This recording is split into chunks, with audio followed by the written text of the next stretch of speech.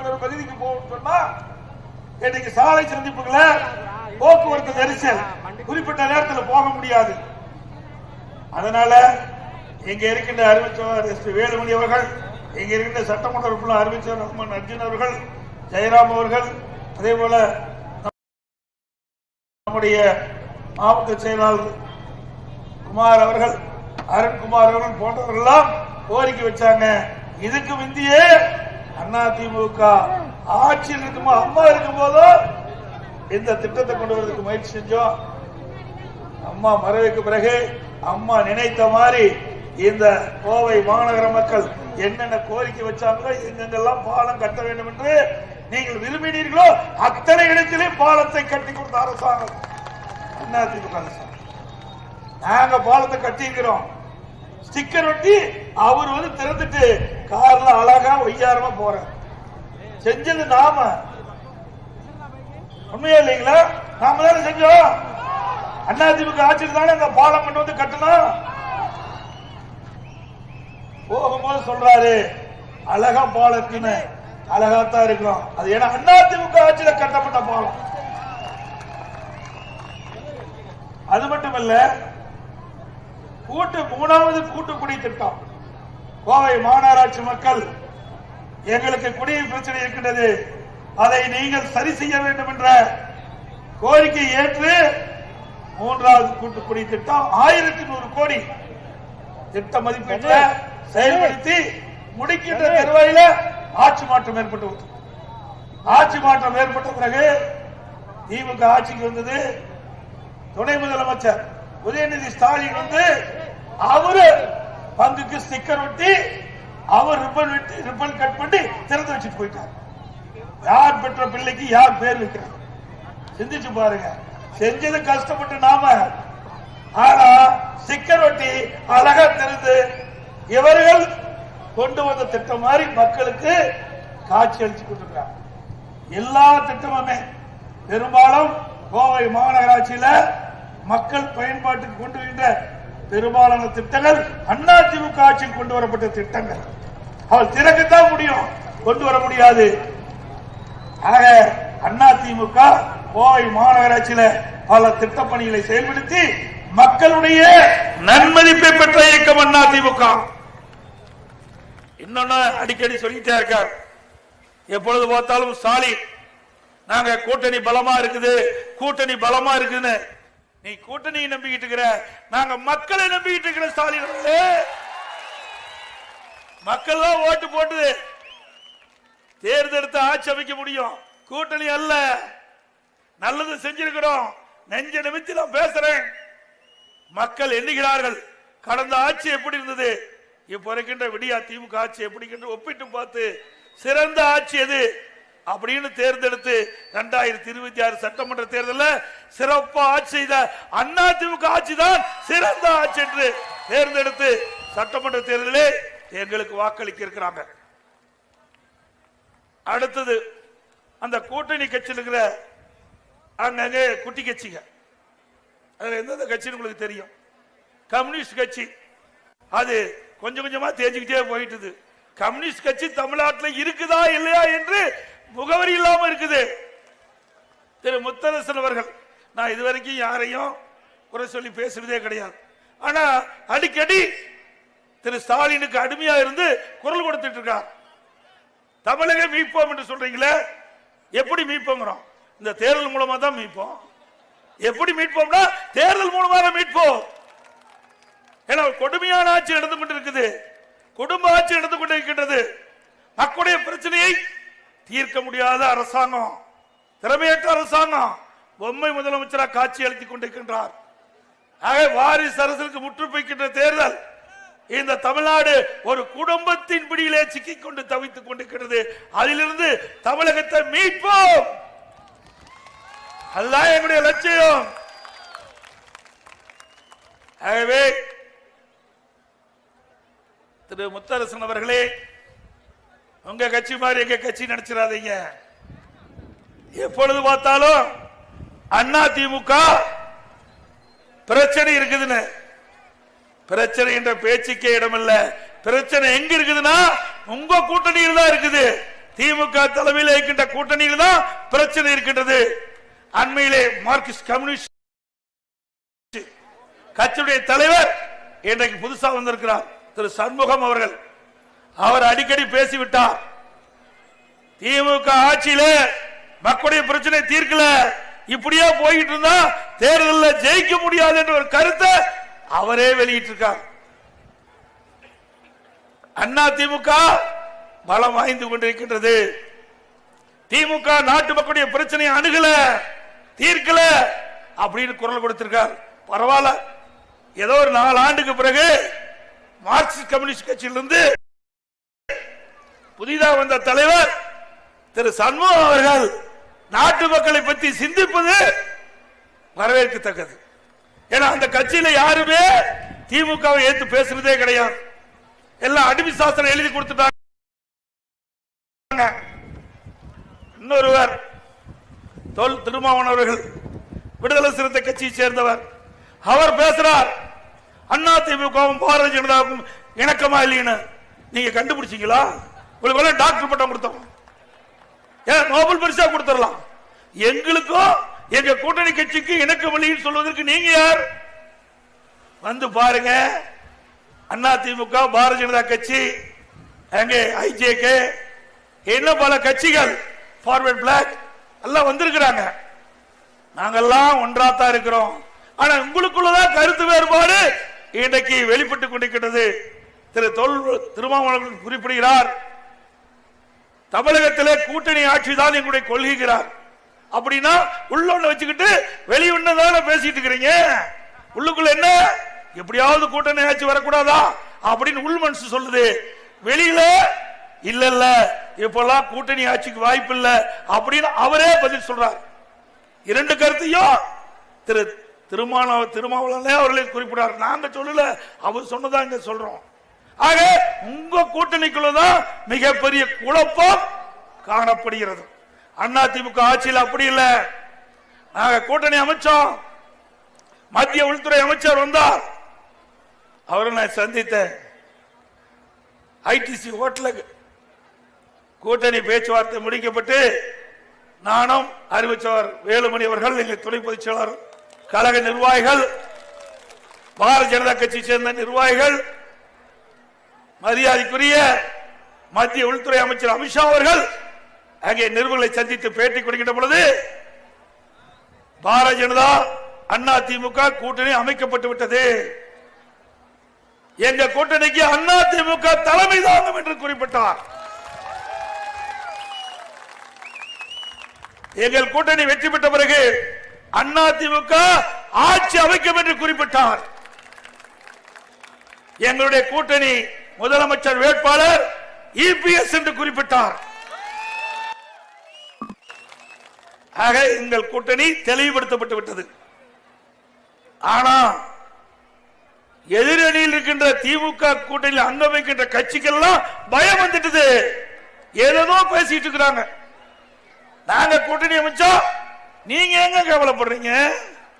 எங்களுக்கு விருப்பம் பாரதிய ஜனதா கட்சியோட கூட்டணி.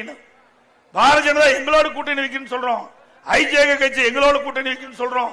அவருடைய விருப்பம் எங்களுடைய விருப்பம். ஃபார்வர்ட் பிளாக் நான் கூட்டணி அமைச்சிட்டு இருக்கிறோம். இப்படி இன்னும் பல கட்சிகள் எங்க கூட்டணியில் அங்க வைத்திட்டு இருக்குது. இன்னும் பல கட்சிகள் எதிர்காலத்தில் அண்ணா திமுக தலைமையில் அமைக்கப்பட்ட கூட்டணியில் வரும் வரும்.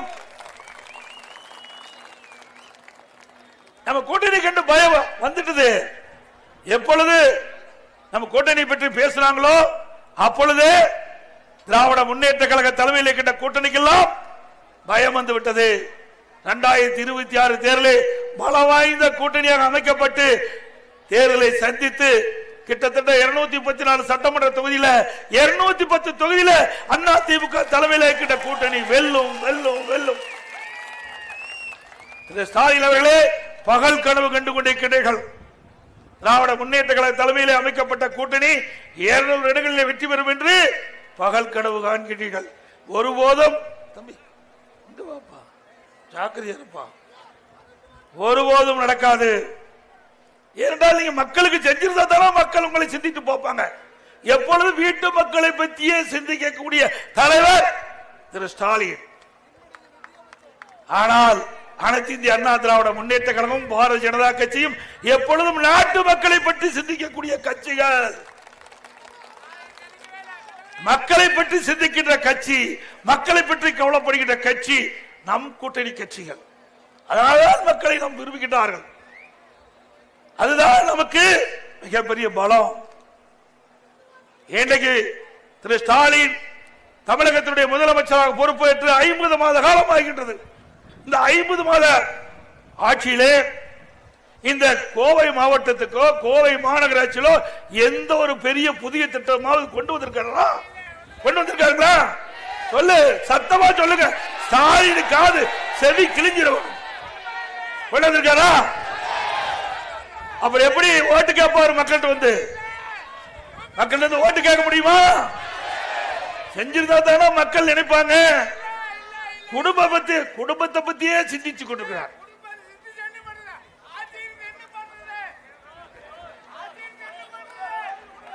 ஆக மக்களை பற்றி சிந்திக்கக்கூடிய கட்சி அண்ணா திமுக கட்சி, பாரதிய ஜனதா கட்சி, நம் கூட்டணியை அங்கமைக்கின்ற கட்சிகள். அதனால்தான் மக்களை நம் மீது பாசம் கொண்டுள்ளார்கள். அது மட்டுமல்ல, திமுக ஆட்சிக்கு வந்தாவே ரவுடிசம் வந்துடும்.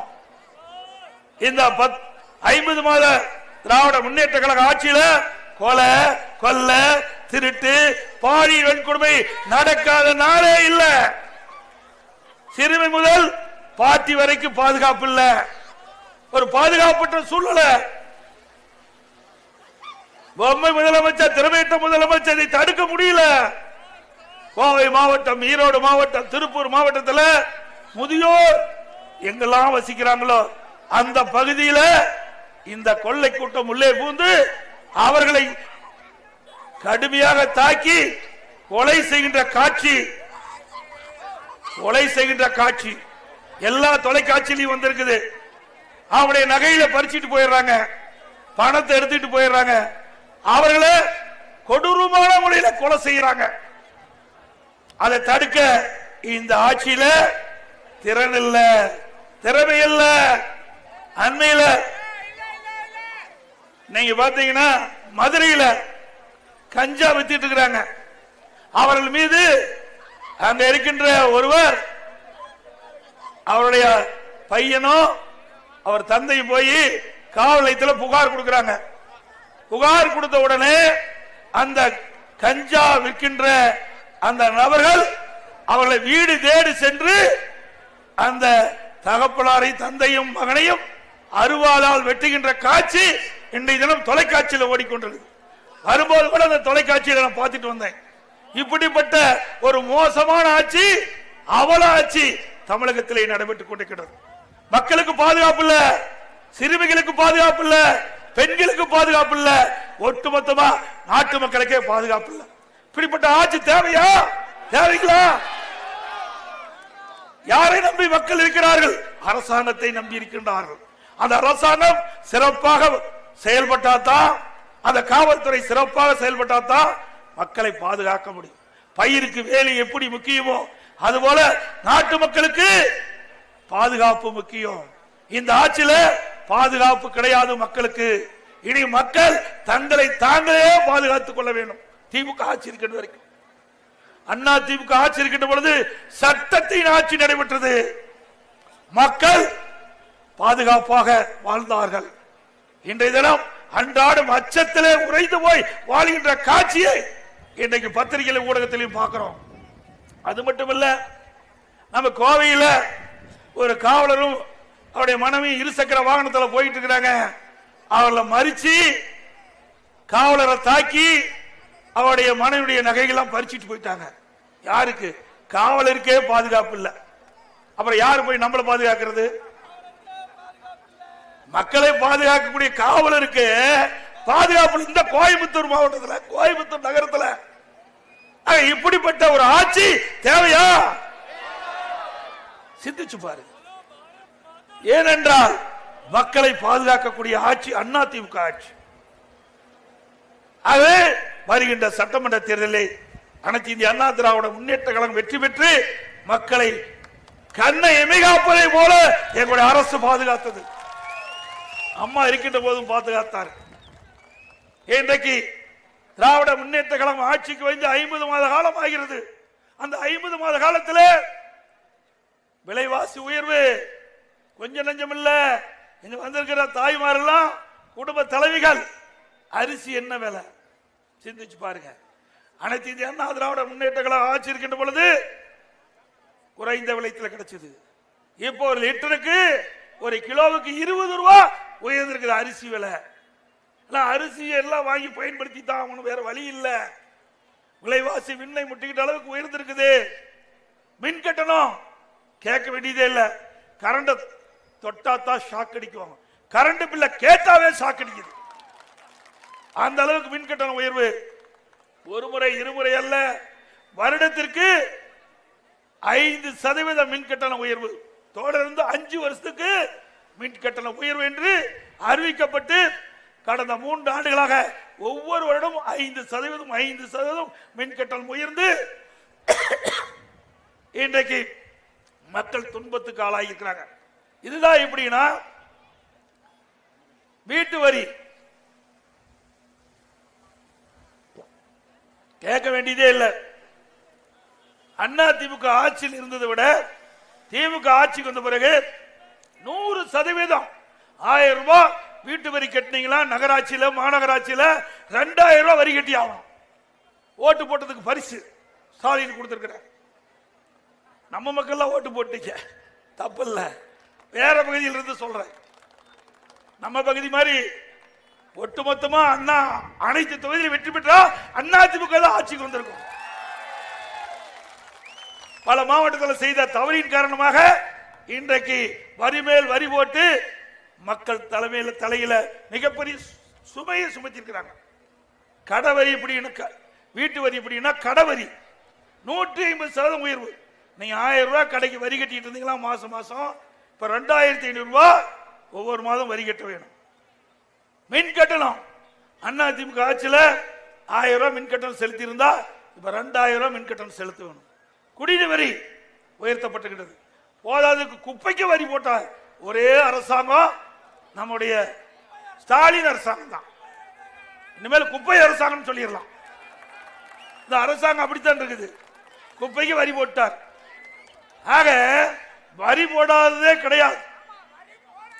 அப்புறம் நீ ஏதாவது வீடு விற்கணும், வீடு வாங்கணும்னா அந்த வழிகாட்டு மதிப்பு ஸ்டாம்ப் டியூட்டி உயர்த்திட்டாங்க, அதையும் உயர்த்திட்டாங்க.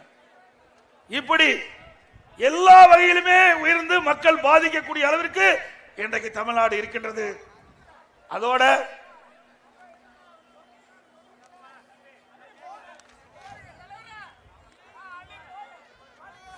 அண்ணா திமுக ஆட்சியில ஒரே ஆண்டுல 11 மருத்துவக் கல்லூரி கொண்டு வந்தோம். மருத்துவமனையோட 11 அரசு மருத்துவக் கல்லூரி மருத்துவமனை எந்த ஆட்சியிலாவது உண்டா? இன்றைக்கு தனியார் மருத்துவமனைக்கு இணையா அந்த அரசு மருத்துவமனை செயல்பட்டு இருக்குது. அது மட்டுமல்ல, நம்முடைய அண்ணா திமுக ஆட்சியில நம்முடைய கோவை மாநகரத்தில், கோவை மாவட்டத்தில் மட்டும் 5 அரசு கலை மற்றும் அறிவியல் கல்லூரி கொடுத்திருக்கிறோம். 5 கல்லூரி. உங்களால ஒரு கல்லூரி கொடுக்க முடிஞ்சுதா? கொடுக்கல. ஒண்ணு கூட கொடுக்கலப்பா, ஒன்னும் கொடுக்கல. தம்பி இருக்க, எப்பொழுது பார்த்தாலும் தம்பி அண்ணன் அர்ஜுன எல்லாத்தையும் கூட்டிட்டு வந்துருவார். எல்லா எம்எல்ஏ என்கிட்ட கூட்டிட்டு வந்துருவார் நம்ம முதலமைச்சர் இருக்கும்போது. அப்படி அண்ணா திமுக ஆட்சியில ஏழை எளிய ஒடுக்கப்பட்ட தாழ்த்தப்பட்ட குடும்பத்தில் பிறந்த மாணவ மாணவி குறைந்த கட்டணத்தில் உயர்கல்வி படிக்க வேண்டும் என்று எங்களிடத்தில் கோரிக்கை வச்சு நம்ம கோவையில மட்டும் 5 அரசு கலை மற்றும் அறிவியல் கல்வி கொடுத்துக்கிறோம். தமிழ்நாடு முழுவதும் அரசு கலை கல்லூரிகள் அதிகமா திறந்தது அண்ணா திமுக ஆட்சியில. சட்ட கல்லூரி 7 திறந்திருக்கிறோம். அது மட்டும் இல்லாம கால்நடை மருத்துவக் கல்லூரி, ஆராய்ச்சி நிலையத்தோட 3 திறந்திருக்கிறோம். கால்நடை பூங்கா 1000 கோடியில சேலம் மாவட்டத்தில் திறந்திருக்கிறாங்க. பொறியியல் கல்லூரி, வேளாண் கல்லூரி, ஐடி, பாலிடெக்னிக் கல்லூரி, பிஎட் கல்லூரி, இப்படி ஏராளமான கல்லூரி திறந்ததின் விளைவு உயர்கல்வி படிக்கக்கூடிய எண்ணிக்கை அண்ணா திமுக ஆட்சியில உயர்ந்தது. எங்க பார்த்தாலும் டிகிரி படிச்சிருக்காங்க, நம்ம பையன் பட்டப்படி படிச்சிருக்கிறாங்க. சாதாரண ஏழை குடும்பத்தில் பிறந்த மாணவ மாணவி கூட இன்றைக்கு பட்டப்படிப்பு படிச்சு இன்றைக்கு உயர்நிலைக்கு வர ஒரு வாய்ப்பை உருவாக்கி தந்த அரசாங்கம் அதிமுக அரசாங்கம். உங்க ஆட்சியில் என்ன கேட்டிருக்கிறீங்க? பார்த்தாங்க, கோயில் பணம் இருந்தது, அறநிலைத்துறையில பணம் இருந்தது, பொறுக்க முடியல. ஏன்னா நான் சொல்லக்கூடாது, என்ன நீங்களே புரிஞ்சுக்கங்க, அது சொன்னா வேற விதமாயிரும். கண்ணு உறுத்துது, கோயில கண்டாவே கண்ணு உறுத்துது. அது இருக்கிற பணத்தை எல்லாம் எடுத்து கல்லூரி கட்ட ஆரம்பிக்கிறாங்க. ஏங்க, கோயில் கட்டுறதுக்காக உங்களை போல் இருக்கின்ற நல்ல உள்ளம் படைத்தவர்கள், தெய்வ பக்தி படைத்தவர்கள் உண்டியில போய் பணம் போடுறீங்க. அது அறநிலைத்துறைக்கு சேருது. அது எதுக்காக சேருது? எதுக்காக நீங்க உண்டியில பணம் போடுறீங்க? அந்த கோயில் அபிவிருத்தி பண்ணணும், அந்த கோயில் விரிவுபடுத்த வேண்டும், அதுக்காக நீங்க போடுறீங்க. அந்த பணத்தை எடுத்து கல்லூரி கட்டல. ஏன் அரசாங்கத்திலிருந்து கல்லூரி கட்டினா வேண்டாமா? நாங்க கொடுத்தோம்ல, அதிமுக ஆட்சியில இத்தனை கல்லூரி நான் கட்டி கொடுத்துக்கிறோம். மருத்துவ கல்லூரி, நான் சொன்ன அத்தனை கல்லூரியும் அரசாங்க பணத்தில் கொடுத்திருக்கிறோம். நீங்க அப்படி அல்ல, வேண்டுமென்றே திட்டமிட்டு அறநிலைத்துறையில் இருக்கின்ற அந்த நிதியை எடுத்து இதற்கு செலவழிப்பது எந்த விதத்தில் நியாயம்? சிந்திச்சு பாருங்க. இதெல்லாம் ஒரு சதி செயலாத்தான் மக்கள் பார்க்கிறாங்க. பல மக்கள் என்னிடத்துல கோரிக்கை வச்சாங்க, இது ஏங்க கோயில் அறநிலைத்துறையில் இருந்து இருக்கிற பணத்தை எடுத்து அதுக்கு செலவு பண்றாங்க?